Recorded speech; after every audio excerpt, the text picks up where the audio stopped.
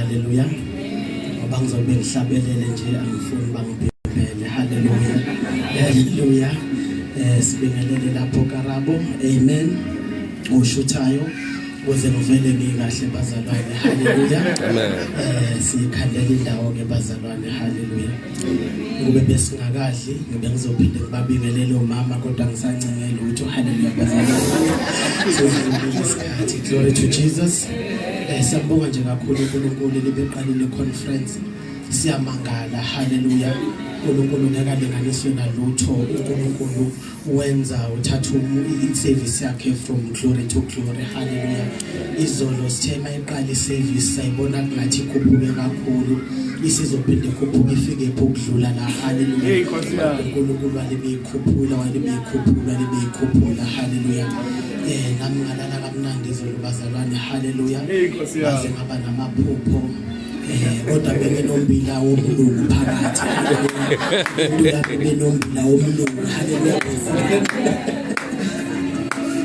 benombila haleluya sambonga uNkulunkulu ngalokho namhlanje service bazalwane yathatha indawo yayo akulula ukuma phambi kwabantwana bakaNkulunkulu naphiwa amadoda uNkulunkulu awathembile nazizwe haleluya uyayibona ukuthi kuvusa kaNkulunkulu haleluya ngilibonga ke nje leli thuba kakhulu kubafundisi bethe ukwazi ukuzoshare la haleluya sekhona bazalwane amen glory to Jesus sambonga uNkulunkulu nje awusesithathe nenceke uyasifaka ngale haleluya kwasho ukuthi jahileke uNkulunkulu uyayisebenzisa kakhulu mawusukwazi ukubhukha ka4 ka5 nosuku haleluya uNkulunkulu usuke kusebenzisa ngoba ihlele endaweni yayo haleluya ukube nje akuyathakaziseka ihambe nabavangeli ihambe nabafundisi kube ekathizekaziseka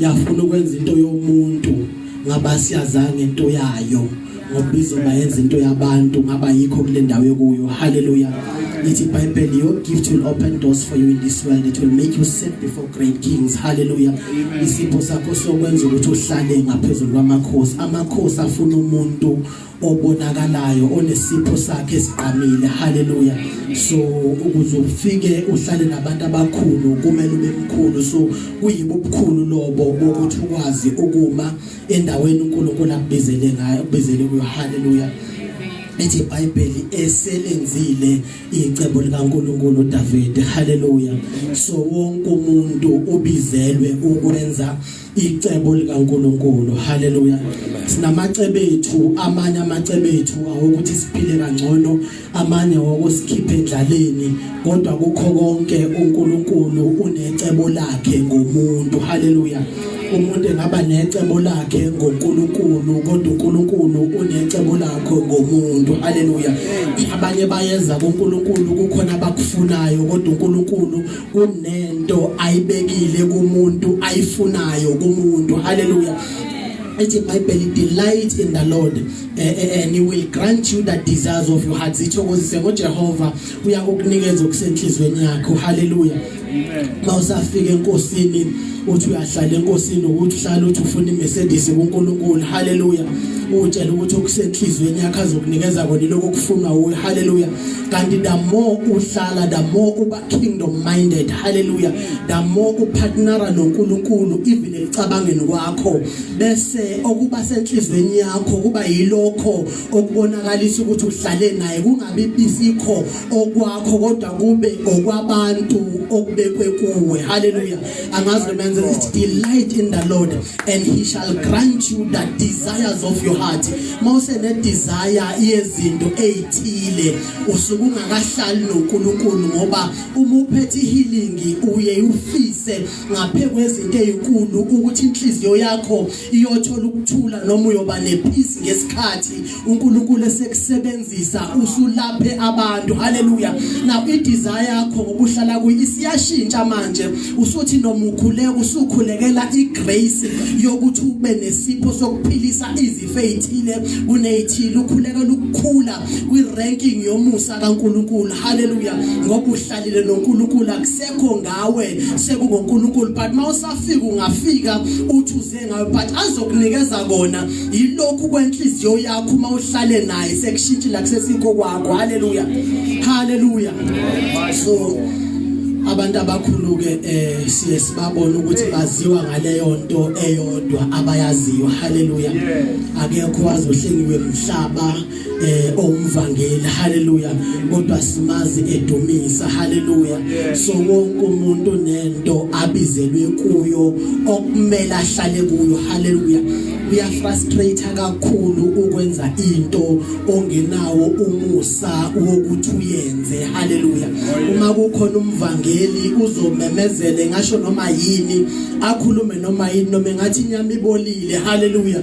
Kodwa uma isedilike sethabeza abafuna uJesu bazogcwala la phambili kwi-altar call ngoba uhamba ngomusa wenkonzo abizelwe yona noma abizelwe kuyo. Hallelujah.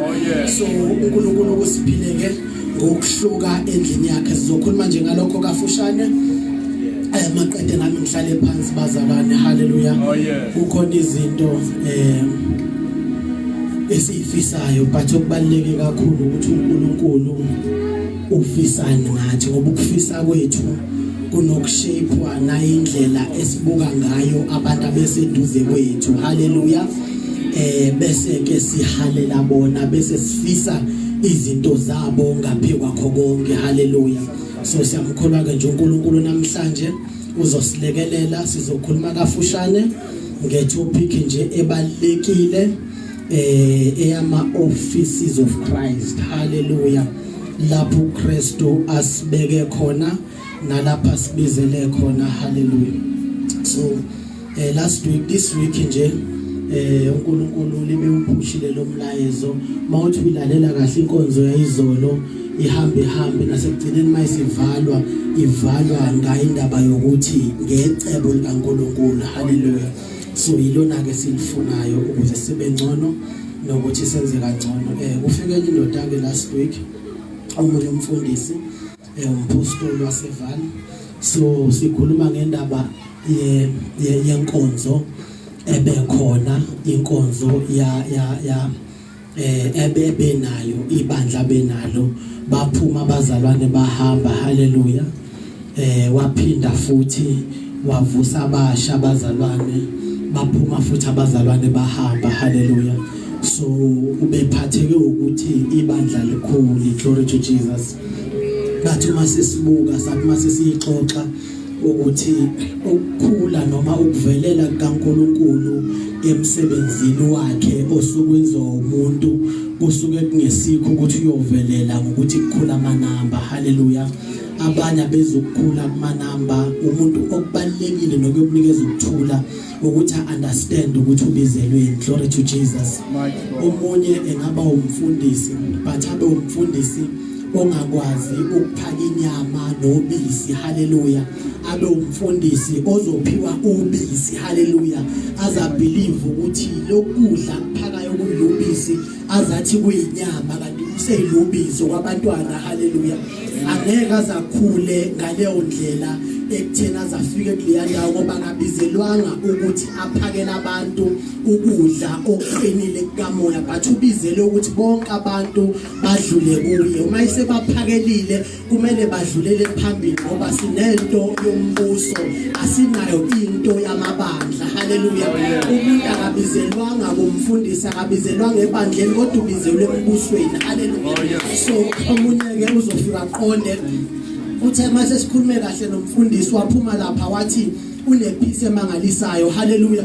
Wathi ngaze ngamkhulula ngamtshela ukuthi mina into elimazayo kukho konke ukuthi uyithole ungasakwamkeli labantu ukuthi bakhiphe ngokuthula, ugcina abantu subadedela ngoba senixabene, ngoba bazophuma vela abantu ngoba sebedlile ubisi. uNkulunkulu sebadinga kwenye indawo nakwenye level, indima yakho usuyiqedile.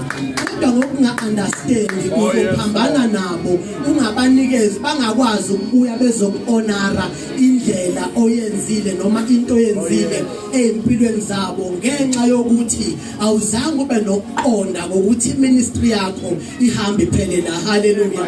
Okunye siyesifise obulinye banje uthi uyalibona ubona international ministries international yonke indawo kodwa uthi uyabona uzokufuna ukuthi kushuthi la lo muntu ufuna ukuyofundisa amashayina isiZulu ngoba akwenzeki nangephutha lo muntu ashumayele ngesigisi. Hallelujah. So ubona ukuthi ifaith kodwa manje ireality iyaveza ukuthi uhambo la lo muntu so into ezofrustrate lo muntu noma into ezosebenzisa lo muntu ukuthi akwazi ukuqala isuccess yeministry yakhe isivele wrong ngoba uyiqala ngaphandle komusa abizelwe kuwo. Hallelujah.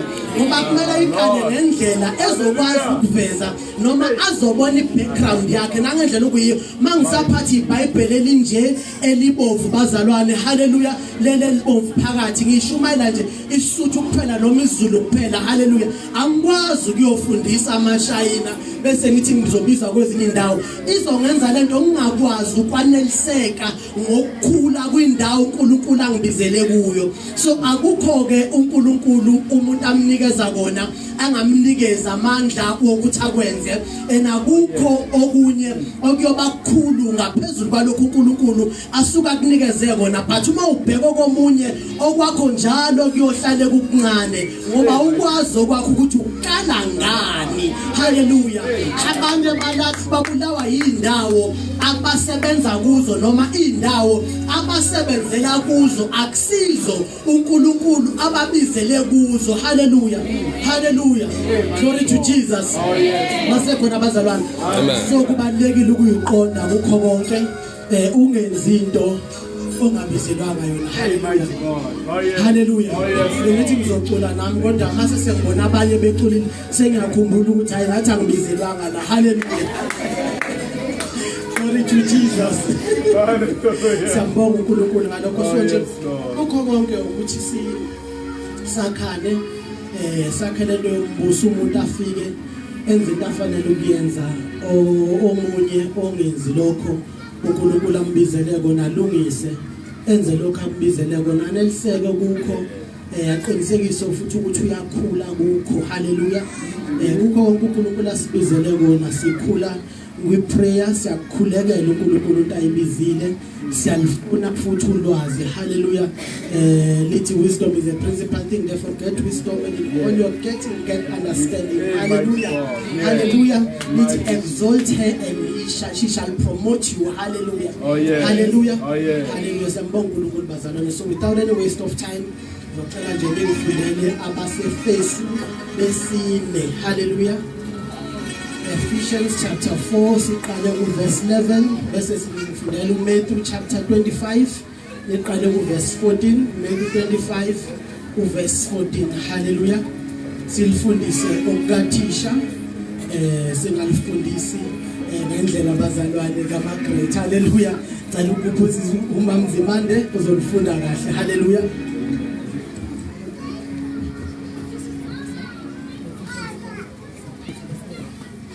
Efesu 4 verse 11. Verse 11. Kuyena futhi owanika abanye ukuba babe ngabapostoli, abanye abaprofeti, abanye abavangeli, abanye abelusi nabafundisi. Verse 12. Ukuze abagcwele bapheleliselwe umsebenzi wokukhonza kwakhiwe umzimba kaKristu size sifinyelele sonke ebunyeni bokukholwa nasekwazini indodana kaNkulunkulu ebudodeni obupheleleyo esilinganisweni sobukhulu sokugcwala kukaKristu. Amen. Siyabonga bazalwane. To some he gave to be apostles, some to be prophets, to be evangelists, to be pastors and teachers. Hallelujah. Kristu owabapha. Hallelujah. Akusho ukuthi bona bakufisa nje lokho kodwa uKristu owabapha. Hallelujah. Sikhulumele yokufisa ukuthi hlala naye uzofisa lokho akuphe kona. Hallelujah. Sesiyabonga uNkulunkulu nje ngalokho. So liyaveza ke leli ukuthi abanye abenza abapostoli, abanye wabenza abaprofeti, abanye abavangeli, abanye abafundisi, abanye abothisha. Hallelujah. So abothisha abafundisi kakhulu, ama-pastors abelusi bayanakekela. Hallelujah. Bayanakekela ebandleni, kodwa uma ingababodwa belusi kungaba nenkinga ebakhona uma ingasasukuma umpostoli. Hallelujah. So nabo banothando oludlulele kakhulu, baphiwe isiphiwo sothando. Hallelujah.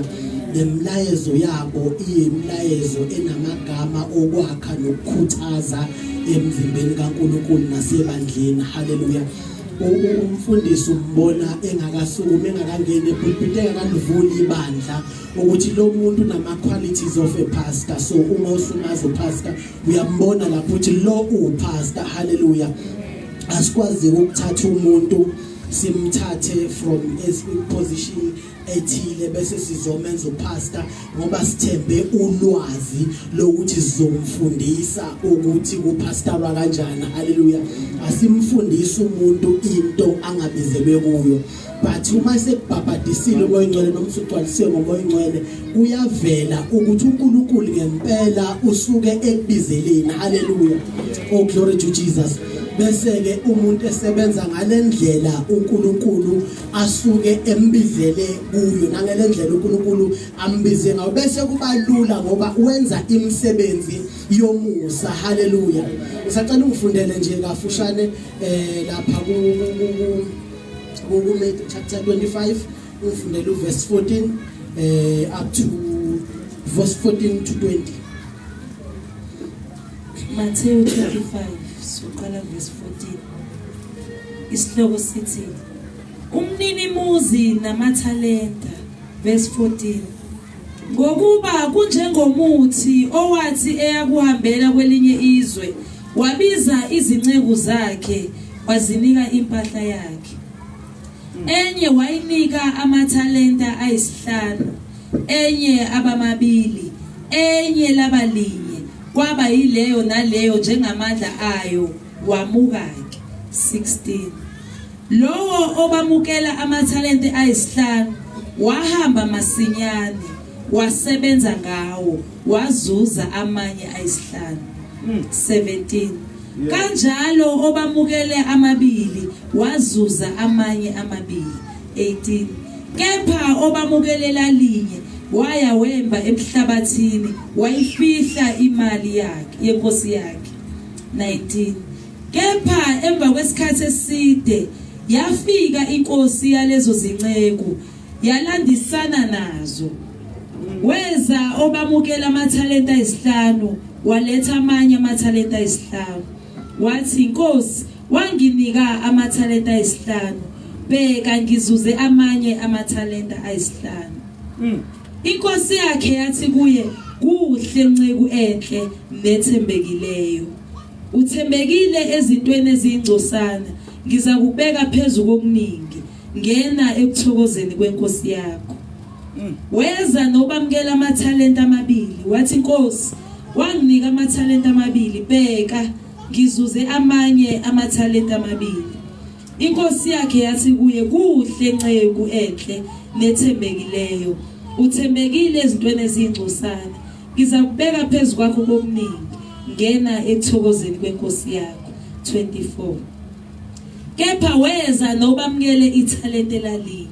Wathi, Nkosi, bengingakwazi ukuthi ungumuntu olukhuni. Uvuna lapho ungahlwanyelanga khona, ubutha lapho ungafazanga khona. Amen. Amen. Hallelujah. Nkosi sifunda kwizilayo. Amen. Amen. Hallelujah. So siyafunda la ukuthi umaster uyena onikeze abantu amathalente. Now zikhona izinto okumele sifunde kule ndaba ukuthi ke uma sebebuya ngiyichazele umaster akasababuzi ngento angabanikezanga yona. Hallelujah.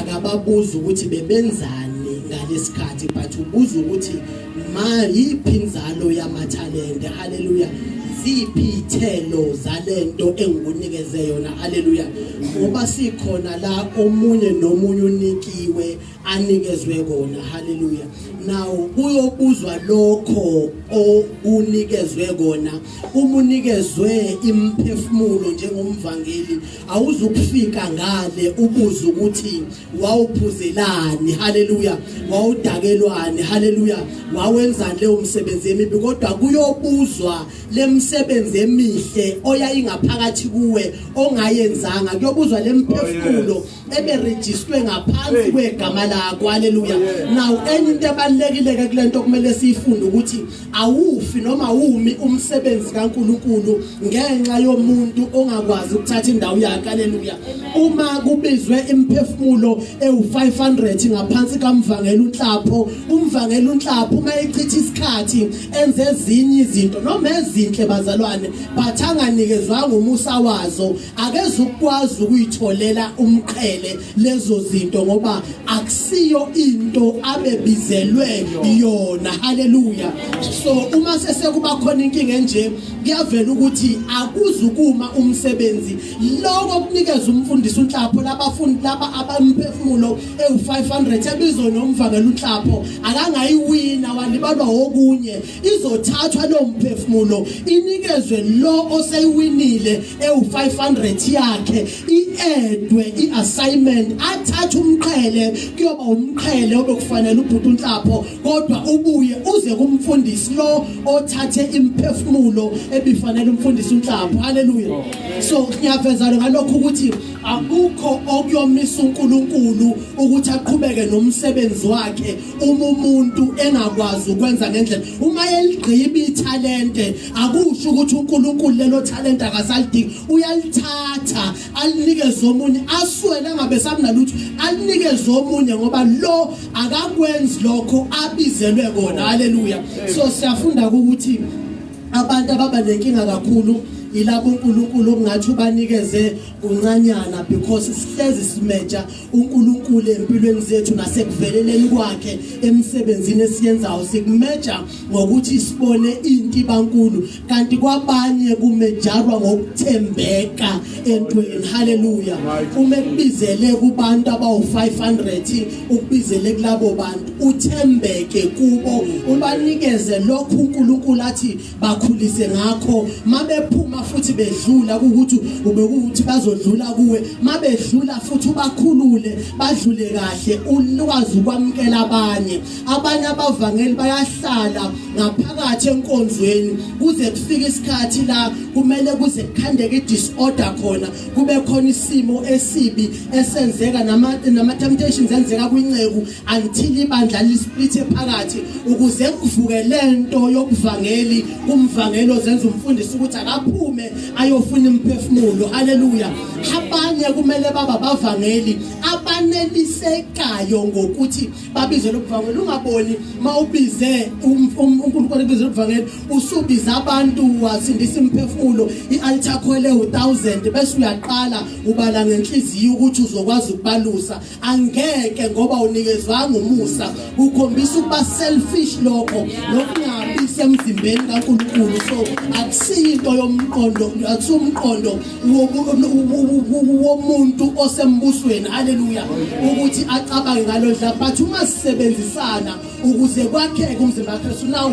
uma sisebenzisana uzosuka lo omvangeli athatha imphefumulo ayibuyise ebandleni yonke izolusa namhlanje sinabazalwane abangazi nokuthi ithini iBhayibheli ngebaptism umzalwane abe na 10 years abe na 20 years esindiswe but akazi lutho ngebaptism because indlela esikhonza ngayo ayinahambi ngendlela noma ngestructure uNkulunkulu asibekile ebandleni akekho ofundisayo ebandleni akekho umpostoli ibandla lizange so yonke leyo order leyo kaNkulunkulu yenza yonke into ibe ne-order ngendlela efanele haleluya so uNkulunkulu siyamdinga ukuthi asisize kulo area umvangeli angaphumi ngaphandle baningi abavangeli sibabonile benomusa uNkulunkulu ebathanda kune provision emangalisayo kwempilo zabo bathi babona imphefumulo babuye bayitshela ukuba ngayilusa bengenawo umusa wokulusa haleluya haleluya kanti ke kwesinye isikhathi kuyenzeka abanye babe befundise kwesinye isikhathi ufundisa ngale nkonzo uNkulunkulu ayibekile kuwe. Haleluya.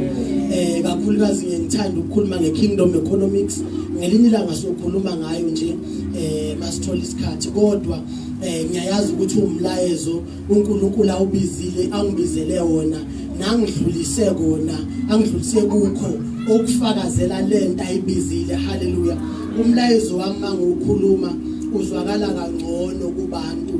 Abantu bayabuya bethi hawu wazwashaya imessage epowerful, lento bengingayazi, wangivula amehlo ngalokho, angivula amehlo ngalokho, nawe ithola ipeace. So ipeace siyayilandela ngokuthi silandele imisebenzi esinikeza ukuthula ngaphakathi. Haleluya. Nawo ngisho ngithi umoya ingcwele ke umduduzi kwesinye isikhathi ungakhulekela into ongenayo ukuthi uNkulunkulu akusebenzise ngaleyo ndlela leyo. uNkulunkulu uyakududuza nawe usukhuleke kakhulu, wafasta wenza konke ubone lokho kwenzeka, but akulingani nale peace okumele ngabe uyayithola. Haleluya.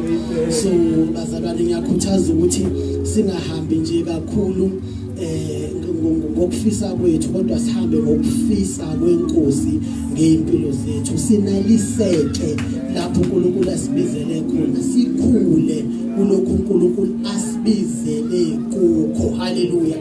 Singakhuli kwezinye izinto ngoba isikhathi bazalwane sibalekile. If umfundisi ungayazi ingane ngiyifise ngazathi ingane mayisencane nje safunda standard 7 uyayibona ukuthi ayileni into yaphezulu, nansi lengane ithanda ukubulela abavangeli yenzani, uyilandela mayifika nje evasithi noma engathi iphase ngoaba u7 ingasho nje kubudokotela. Haleluya. Ingazi ingane manje sishona ubudokotela isiba nenkingi sifeli biphasa kangaka bese kuthiwa inobizo. Haleluya. Ake silenze kahle ubizo, silandele ngolwazi. Haleluya. Ukuze uNkulunkulu abonakale endaweni afanele abonakale kuyo. Glory to Jesus. Abantu abaningi abaziwayo badume noma baziwa ngalokhu abakwenza ngomusa uNkulunkulu awubekile empilweni zabo. Haleluya. Amen. Amanzi bazalwane. Haleluya. Angithi uyabona iphiwa phelele endlini kaNkulunkulu. Haleluya. Ama-asha nje awekho ukuthi sengaze ngonywe kangaka bazalwane. Kumele ngabe kunamanzi lama ishumayeli inciko. Ngiyabonga mkhulu. Siyakhulekela nakho lokho bazalwane ukuthi abantu bathathe indawo yabo. Usheshube nehleli khala endaweni uNkulunkulu akubizele kuyo. Ukube khona ngempela obizelwe kule nkonzo le, ngabe khona izinto asebhekile fast wathi lapha amanzi kwakho into yenza, kodwa siyamkhulekela uNkulunkulu ukuthi abavuse. Haleluya. Sambonga uNkulunkulu nje ngalokho bazalwane.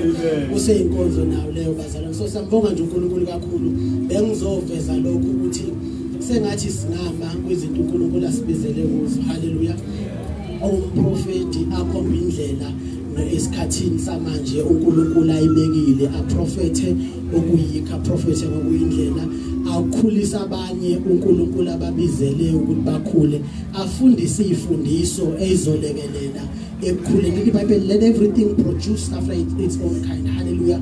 Akhulise lapho uNkulunkulu ababizile, nobani sengathi ngamthola, ingayithola lento emnikeza ukuthula, ahambe afike enze yona. Haleluya. Ngisekhona bazalwane. Amen. Ngisekhona bazalwane. Haleluya. So kafushane nje ngizodedela nje imibuzo mhlambe emva kwalokho makukhona nje abafuna ukucaciseleka mayelana nenkonzo, umuntu abizele ukuthi why lithini upostoli, ubona ngani izinto ezikanjena, lokhu kwenzeka makunjani, ukhula kanjani kwigunya uNkulunkulu akunikeze kulona, ngoba uyakhula kwigunya kufana nasemsebenzini nje bazalwane. Ungafika umfundisi usathwayo kube khona abantu abangaphansi kwakho ongabakhuza nokumele ukuthi ubanikeze instruction, but nakumoya kunjalo kukhona abantu abangaphe kwakho ama-manager akho awakwazi ukuthatha instruction evela kuwe. So naku into enikamoya kakhulu ufike kwi-level yokukhomanda izinto eziphezulu, ufike ku level yokucommanda ama territories, ufike ku level ephezulu engaphezulu kwalo, ufike ku level yokuba yijaji. Hallelujah, hallelujah. Siyakhula kulezo zinto bazalwane, sikhule ngolwazi, sikhule ngeprayer, sikhule ngeimpartation, sikhule ngayo yonke indlela. Izolo ufutshumayelile umfundisi wathi umfundisi lona ngenze nami ngaphuphumbila umlungale buyabazalwane. So ushumayelile kakhulu wathi enkonzweni yabo bekukhona umuntu ovesanyathi nje izandla kuphila abantu. Hallelujah. So sambonga uNkulunkulu nje ngalokho sengathi singama endaweni uNkulunkulu asibizele kuzo. Hallelujah. Noma ngabe usuyenze kanjani into but akubonakala futhi ungaqabanga ukuthi uNkulunkulu akekho, ibandla mali ngakhuli ngendlela yamanamba, wena ulifuna ngamanamba, uNkulunkulu engalibekanga wena ekungabekelanga ngamanamba. Hallelujah. Ungayidevelop futhi kwinto ongabizelwe kuyo nokungasiye yakho. Hallelujah. Uthi uDr Mike Murdock yena ukube kuya ngaye enye indoda ithi makube kuya ngayo ngabe kusukela kudala yavesane yafunda nje amavesi athinta nje iwisdom kuphela, ayilifunda ivesi engenalo uhambo lwalo, izolilalela kwabani. Hallelujah. Ukuze ikwazi ukushesha iqonde, ikwazi ukushesha ikhule. Uthi omunye umfundisi into ayikhalelayo isikhathi sakhe esebenza kodwa engakazi ukuthi ubizelwe. Hallelujah. Futhi akwahamba baya kwenye indoda umngani wayo, baya kumngani wayo, uthi wafika kuthiwa akekho, uthi makuthiwa akekho lo mngani wakho uthi ngathi ngizomlinda, uthi ngamlinda, uthi manje ngiyazi ukuthi kunencwadi ongayiqeda ukuyifunda in 6 hours. So uthi ngahlala 6 hours ngilinda umngani wami, leso sikhathi ngiyazikhalela. Hallelujah. Uthi kube ngasheshe ngazi ukuthi uNkulunkulu ungibizeleni, noma kube ngiyasheshe ngafuna lokho, uthi ngabe nginokuthula, uthi ngabe ngikude kunala ngikhona ngamanje, ugijima ngespeed kakhulu umuhamba endaweni uNkulunkulu akubizele kuyo. Mawumvangeli nje uhlala nje ebuvangeleni, uyobonakala ibandla ligcwala lithi uma kufika abafundi uzosebenzisekela kube ngokuhle endlini kaNkulunkulu. If nomunye enza lokho abizelwe kona. Hallelujah. Ngophathi imali bazalwane, onomusa weimali. Sekukhulumela ama kingdom financiers. Abanye amabandla wakwazi ukuphatha abantu abaphethe imali. Hallelujah bazalwane. Abantu abanemali babalekile ebandleni. Hallelujah. Baphethe into engajwayelekile. Hallelujah. Imali ayiphathwa noma ngawubani. Hallelujah. Kodwa iprayer nakho konke kuphathwa noma ngawubani. Kodwa imali masingathi nje abantu abangafinance iproject elandelayo yebandla baphethe ama 5,000 engasukuma beyedwa. Hallelujah. Bese ibandla kodwa lifuna ukumfaka ikomiti. Lithi abantu abanemali abanamoya barulana, umoyo walo nemali. Ngoba phela kwi-marketplace wena. So ngathi singakusebenzisa kahle, even noma usethe ikomiti ulisethe ngendlela iyamagrace wabantu, ungafaka umuntu kwa welfare ongenandaba nokunakekelwa kwabantu bese umfaka welfare ngoba uthi kusho diskhala. Hallelujah. Asemsebenzini noma siqhasha, uyaqhasha umuntu uthi usumthathile ulibumbheka kancane, ugudi kakhulu lo la. Igrace yalomuntu la mayikhuluma nabantu baze bamnikeza ama-tip lo bonke abantu mangibukile okunjani bangilokhu benginikeza feedback bathi siyabonga sizoba lo uyakwazi ukuvala ama-sales. Oh, is a good salesman. Uyakwazi ukuvala lo uyakwazi ukukhanda amatheza alanda abantu amakethe babuye. Oh, umvangelwa la ebhizinisini lethu le ku-marketplace njengoba engalanda imphefumulo solanda ama-sales. So uyayibuka leyo nto, umnikeze lento umuntu azoyisebenza yena kuze kube ngaphekwa lesikhathi omholela sona. Hallelujah. Umuntu umnikeza into ezoyenza more than 8 hours. Hallelujah. Eyenze more than 8 hours izokubenefita wena leyo nto, izolibenefita ibusiness lakho ngoba uzobe yenza ngothando. Ebusuku angalali aletha ama-ideas alento athi kube siyenze kanje ngcono. Awukazi umqhashi ebusuku ukuthi akasebenze ebusuku wena. Hallelujah. But uyabenefita na uthola ipeace nalento enzeka iyakhula. So even noma sikwi-marketplace siqha qasha ngendlela yomusa. Hallelujah. Asiqhashi kukhona even indlela ya qualification. Kubalekile ukuqasha umuntu qualification afundele leyo nto ayenzile. Hallelujah. But uma uqasha ngomusa kaNkulunkulu ofundele lento abizelwe yona ungcono kakhulu bazalwana. Hallelujah. Then owesibili ongcono yilona obizelwe into noma engayifundele. Hallelujah. Ungamyeka umuntu business kinje, ungamyeka umuntu la ebandleni eswele ngoba unasi isikhala sesiphiwo sakhe emsebenzini wakho. Hallelujah.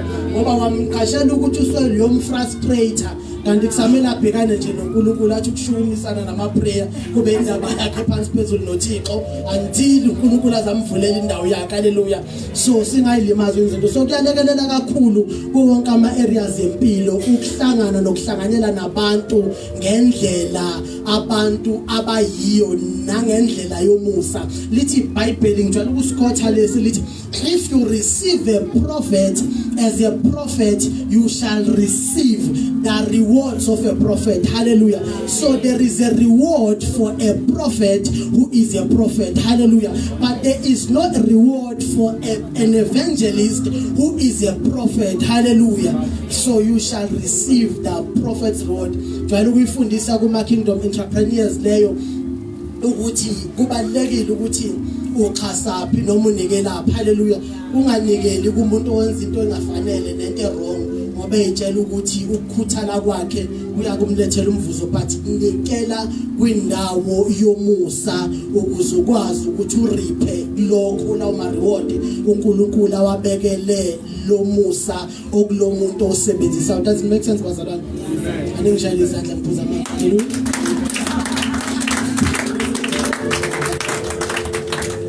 Kala nikhuleke.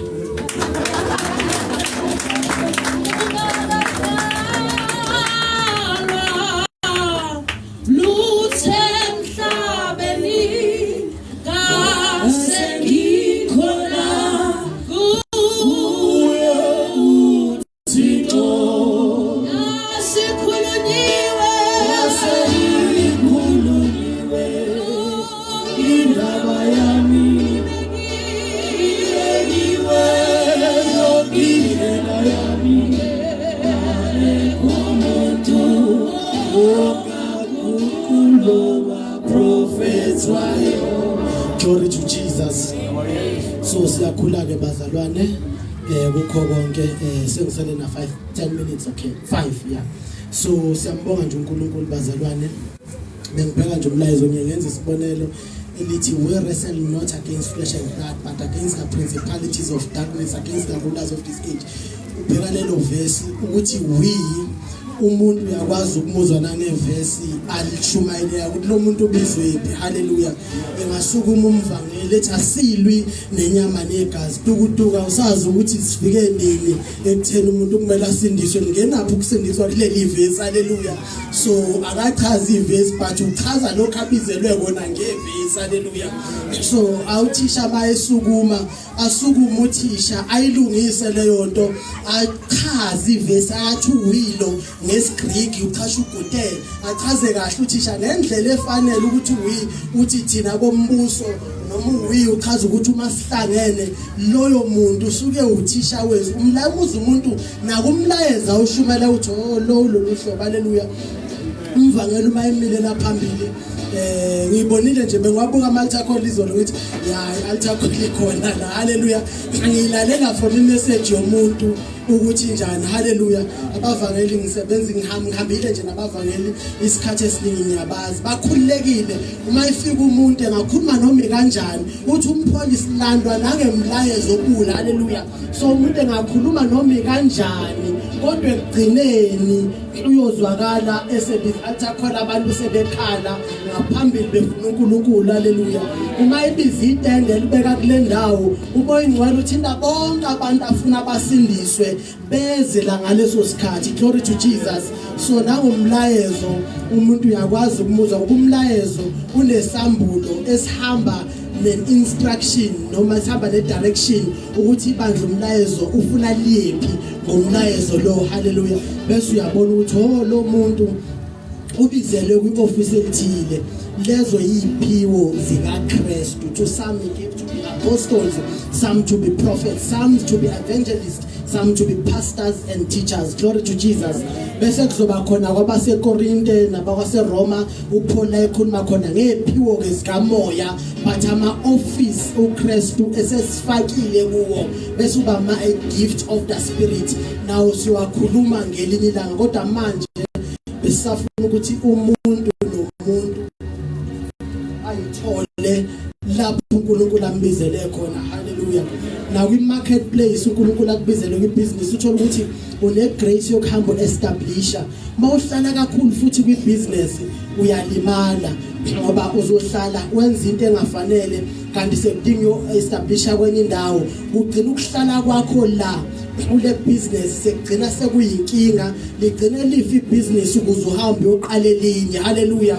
Ngoba wena usuhamba lethile so sengathi singazi understand mawuse establishile la abantu baqala bayasebenza abantu we set up ile ngikhuluma nje ngoko business you set up ile ngendlela efanele istructure sokusebenza and then umuvela kwenye indawo uyo set up istructure bayasebenza bakwantwana bakaNkulunkulu. You are kingdom minded uqhasha endlini kaNkulunkulu uqala ngoba lithi iBhayibheli qabulani ngabendlu yokukholwa ngoba bona bayisudumo uNkulunkulu. Hallelujah. So a kingdom minded ubheka ngaleyo ndlela so wa establish lento ngendlela efanele. Glory to Jesus.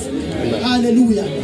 Ngithi ke kubalekile masingakhuluma ngoJosepha nje la ebandleni wonke umuntu engazizwa ungazathi yena usesimeni saJosepha mayicabanga abafowabo angabe umfo kaJosepha. Hallelujah.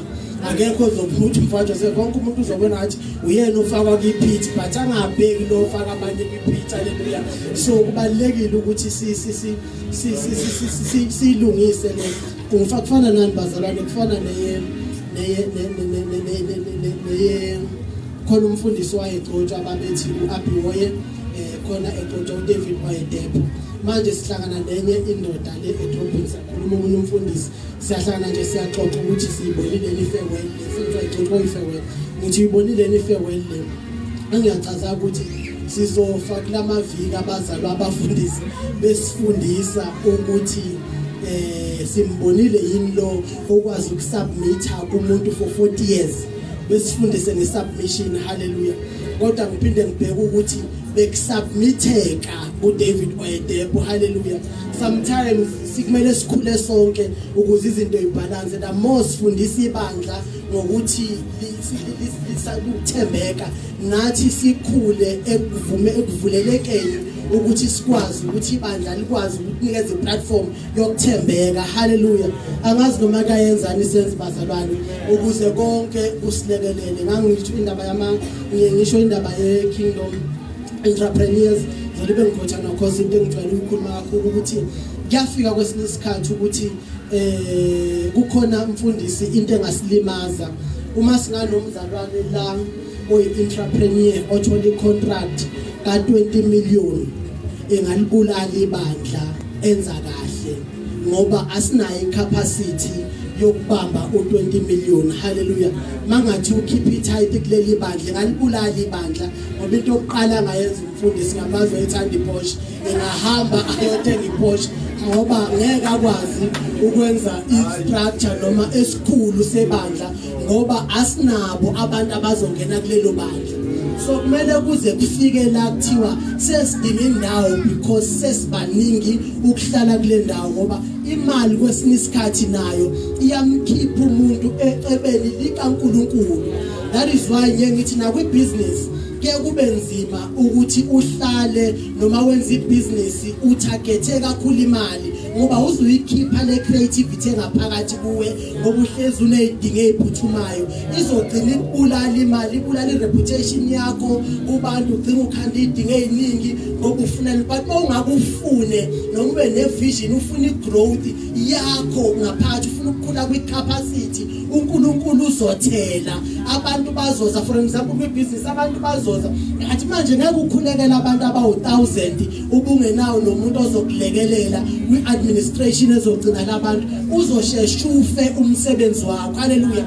nasendlini kaNkulunkulu ke ngokunjalo. So leyo nto ke ngasilimaza kakhulu. Makungafika nje umuntu we2 million ngempela athi unikeza ibandla 2 million lingayofuna indawo endaweni ethile but uNkulunkulu akalibizelanga lapho. But uma ukuthi sekunobufakazi bokuthi ibandla selidinga manje ama funds angange 2 million then uNkulunkulu avele ngomuntu othile then right. So lo muntu maye kingdom minded uzokwazi ukuthatha imfundisi nako kunye kwebandla leli but kumele aphume ebandleni bazalwane ngoba esebisisekile.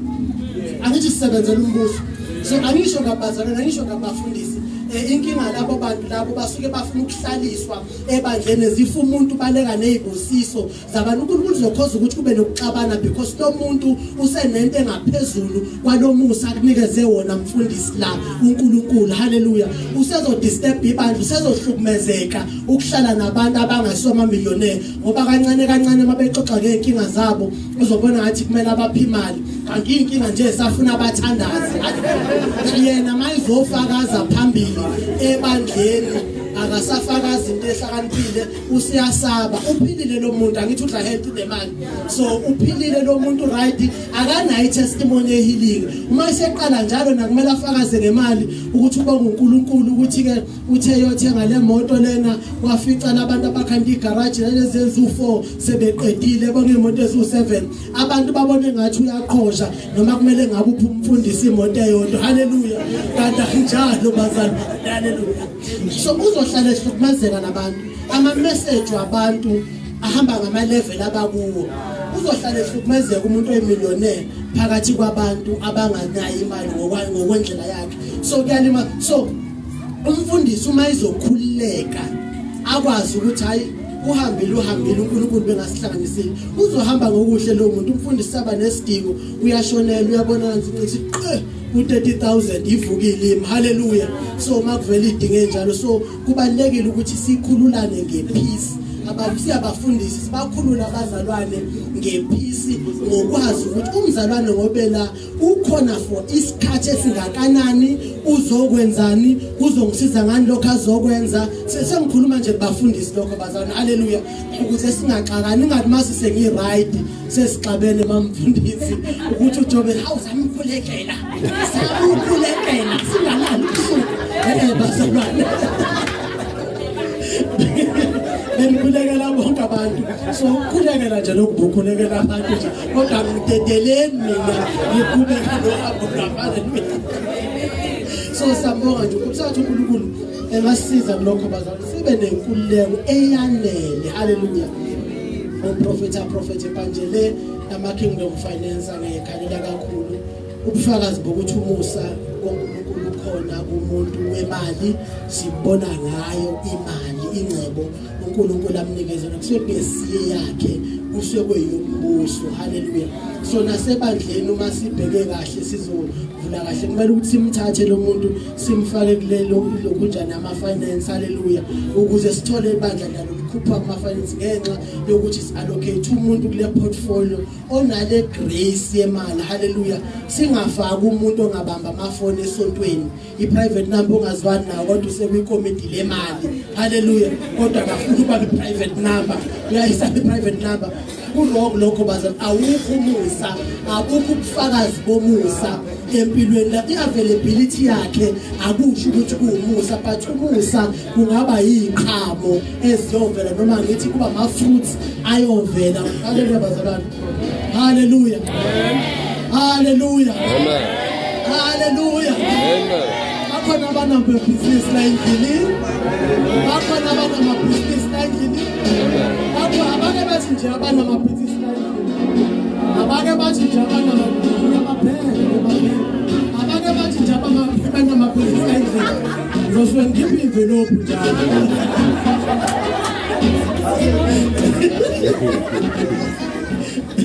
Siyambonga uNkulunkulu bazalwane. So ngiyabakhalela kakhulu ayahlukumezeka ama Kingdom entrepreneurs. Lumo hambo lomfundisi namasolo zobe kumele abawini ngoba akakwazanga ukuphatha kahle abanemali. uJesu uyafika kule ndoda uyayilapha ithi mayifuna ukugibela naye esikebheni sekhipha amadimoni. uJesu uthi ayihambe iyofakaza. Ufunela ukuya emzini wesicebo uJesu. Ufale indawo ukufihla ikhanda uJesu akadingi lo muntu ozohamba ezomtshela ubufakazi abenzile nje ufuna umuntu ozoqhubeka lento zombuso. Haleluya. So kwesinye isikhathi siyadinga ukuthi labo bantu abaphethe imali angibakhulumeli bazalwane ngoba ngithi akube ne-favoritism, but isikhathi esiningi abazalwane abakwazi ukuphatha umuntu njani. Nangesikhathi umuntu okwibusiness nomuntu osezingeni onemali akabanjwa ngesikhathi. Haleluya. Mase seqala isikhathi sethomoyi uthola ukuthi une meeting, mayihamba kashiya ngoNkulunkulu uye meeting ushiya ithomoyi. Haleluya. Ushiya ithomoyi. So bayasivaluewa kakhulu isikhathi abantu abanemali bafuna lama. That's why basonto ebalungile belungu benza lento kuhanje baphuma bakwenza ezinye izinto kakhulu because they are in business. That is why sinabantu abaningi abale la singakwazi ukubagcina abantu abanemali. Kancane kancane sesinenkinga, sekumele sibafonele, sekumele sibacele, sekumele senzeni, sesibadinga Wednesday, dinga entrepreneur kingdom entrepreneur on Monday, on Wednesday, on Friday esontweni. Isiphi isikhathi sokugeza ngebusiness asikho.